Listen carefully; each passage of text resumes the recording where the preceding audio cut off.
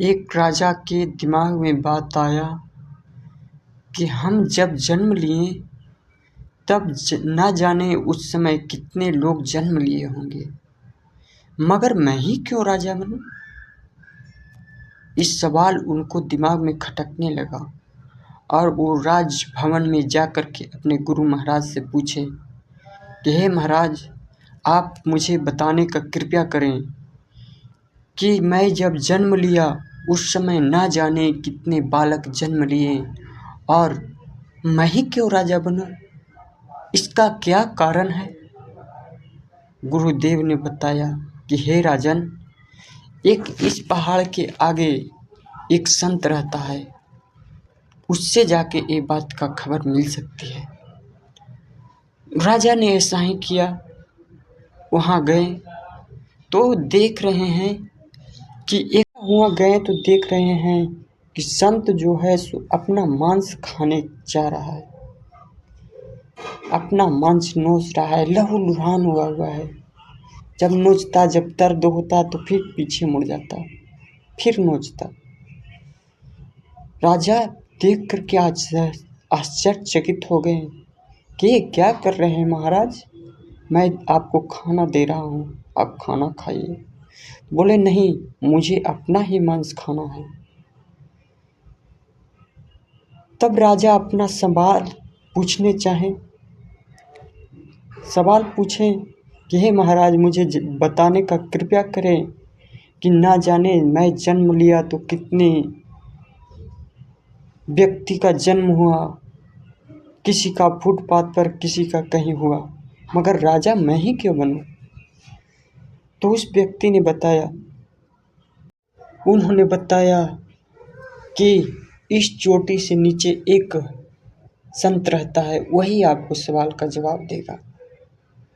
और फिर मांस नोचने लगा। राजा ऐसा ही किए जाने लगे। गए तो वहाँ भी विचित्र सा देखने का मिला।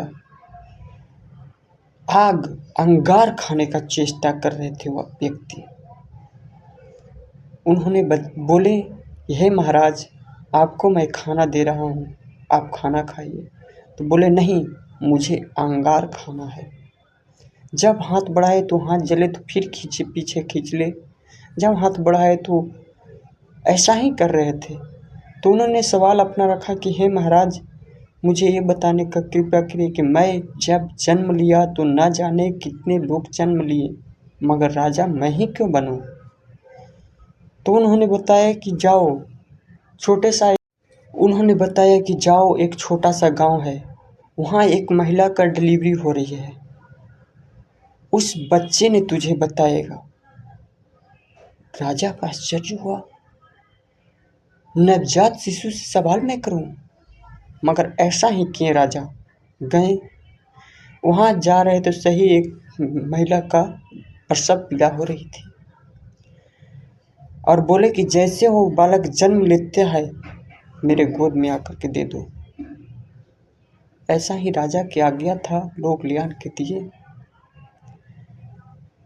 और राजा ने इस सवाल किया कि एक तुम बताओ कि मैं जब जन्म लिया तब ना जाने कितने व्यक्ति का जन्म हुआ, किसी का फुटपाथ पर, किसी का कहीं, मगर राजा मैं ही क्यों बनूं? तो बालक जो था से हंसा।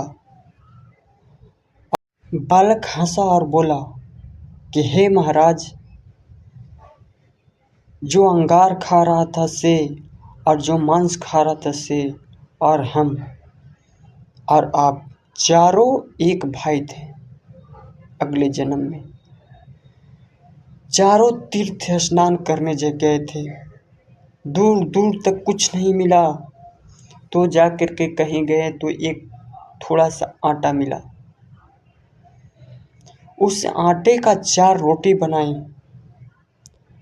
और 4 रोटी बनाने के बाद में चारों का एक एक रोटी मिला। और उसी खाना खाने जैसे ही बैठे कि एक भूखा व्यक्ति आ गया और वो हमसे मांगा रोटी। तो मैंने बता दिया कि मैं तुझे दे दूंगा तो मैं मर नहीं जाऊंगा। तो आज सही है, मैं जन्म लिया हूँ और तुरंत मर जाऊँगा।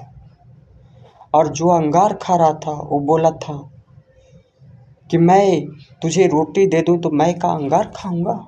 आज सचमुच में वो अंगार खा रहा है। और जो अपना मांस खा रहा है वो बोला था कि मैं तुझे रोटी दे दूंगा तो मैं अपना मांस खाऊंगा। जब तुम्हारे पास गया तो उसको अपने जगह पर बैठाया और आधा रोटी उसको खिलाया और आधा रोटी खुद खाए। उसी आधा रोटी का परिणाम है कि आप राजा बने और हम लोग जैसा किए थे वैसा हुआ।